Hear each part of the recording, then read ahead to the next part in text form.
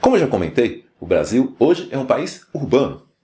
A partir de 1970, nós tivemos a alteração, ou seja, a população urbana se tornou maior do que a população rural.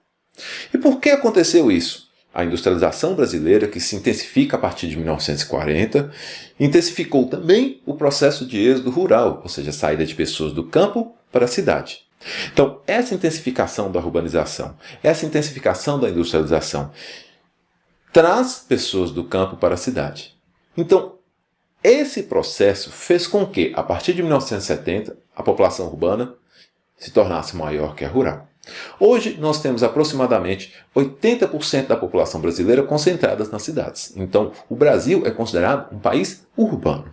Outra divisão que é interessante nós observarmos na população é com relação à raça ou etnia.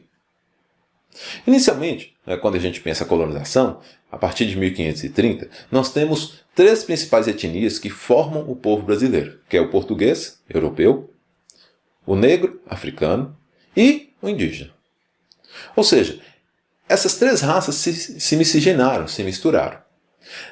No século XIX, nós temos a chegada de outros migrantes, italianos, japoneses, poloneses, espanhóis, alemães e outros migrantes.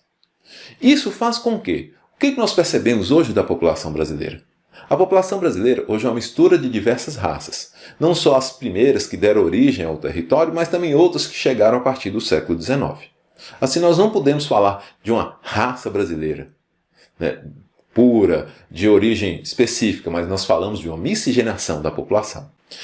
Mesmo que a gente não possa falar de uma raça, é interessante nós observarmos que, em função das características econômicas e de ocupação, algumas regiões têm mais elementos ou mais pessoas com traços de uma determinada raça ou etnia do que outras. Por exemplo, quando a gente chega em Salvador, na Bahia, e de uma parte considerável do Nordeste, nós vamos ter uma quantidade considerável de negros. Por quê?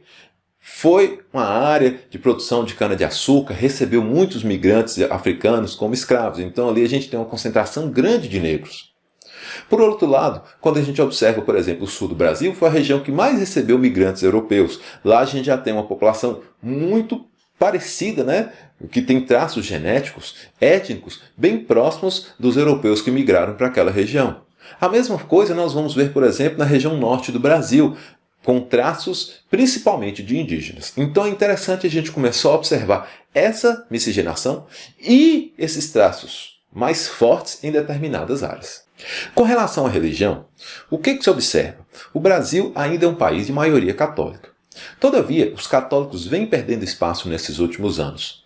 Está havendo um crescimento de outras religiões, principalmente as denominadas evangélicas, e também um crescimento dos sem religião. Muitos chamam esses aí de ateus. Então, esse crescimento está alterando o perfil religioso, o perfil de crença da população brasileira, de uma maioria católica, de grande influência, principalmente dando nome a ruas, feriados, calendário nacional, para, quem sabe, futuramente, uma outra influência religiosa. Velho, não é possível que você assistiu essa videoaula até agora, não se inscreveu no canal, não deu um like e nem marcou o sininho? Véi, quebra o galho aí!